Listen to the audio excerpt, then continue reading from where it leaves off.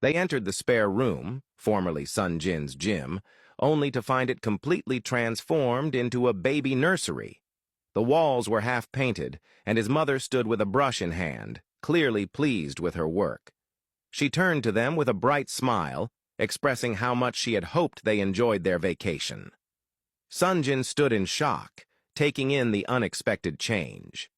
His mother explained that she had been too excited about the baby and wanted to surprise them by setting up the room. However, instead of sharing her excitement, Sonjin was visibly upset. He felt that preparing the baby's room was something he and Minsu were meant to do together, an experience that should have been shared between the two of them, not taken over. Disheartened by his reaction, his mother explained that her intentions were simply to help. Minsu gently stepped in, taking Sonjin's hand, trying to calm the tension. She reassured his mother that she understood her excitement and didn't think it was such a big issue. She reminded Sonjin that his mother was just looking forward to being a grandmother. Still, Sonjin remained distant. To him, it wasn't just about the room. It symbolized something more, a deeper issue he hadn't yet voiced. Without saying much more, he turned and walked out of the room, leaving behind an awkward silence. Minsu stayed behind and comforted his mother, expressing appreciation for the effort and promising to speak with Sonjin later.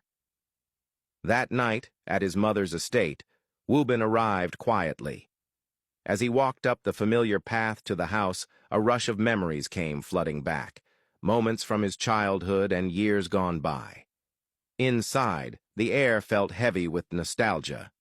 He moved through the hallways slowly, pausing at framed photographs on the walls, each one capturing a piece of the past. Climbing the stairs, he entered his old room. Nothing had changed. The furniture, the arrangement, even the small details remained exactly as he had left them. It was as if time had frozen there. His mother soon entered behind him, explaining that she had instructed the maids not to touch the room. She believed it held too many important memories to alter. Wubin turned to face her, gently acknowledging her presence, but made it clear that he hadn't come to move back in. A subtle look of disappointment crossed her face, though she didn't say anything. The silence between them lingered, filled with unspoken words.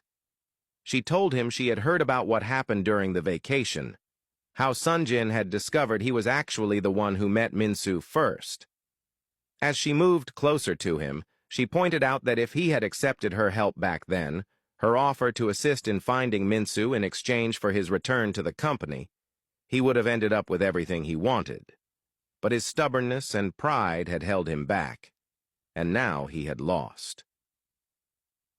Wubin made it clear that he didn't want to dwell on the past. He had resolved the matter with Sonjin and was ready to move forward. He explained that his visit wasn't about that situation.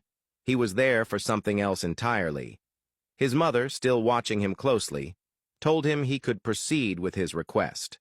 She reminded him that she had always been willing to support him, so long as his requests were reasonable and made sense. Without hesitation, Wubin looked at her and asked to be transferred to the company's branch in Norway. His mother stood still, taken aback by the unexpected request. She studied his face carefully, trying to understand what had prompted this sudden decision and what his true intentions were behind wanting to leave.